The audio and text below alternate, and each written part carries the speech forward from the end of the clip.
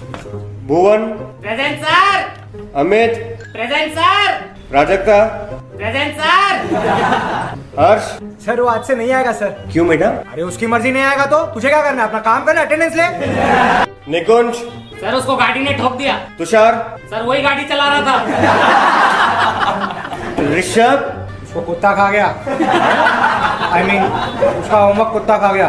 काम करना। जशन। सर उसकी पड़ोस की बीवी सर प्रेग्नेंट है। तो अरे तो सर उस बीवी का पति 2 साल से घर नहीं आया।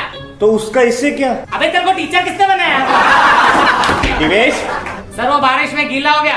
तो हाँ तो घर बैठ के सूख रहा है वो। सिमरन। नहीं देगी। I mean, नहीं आई है।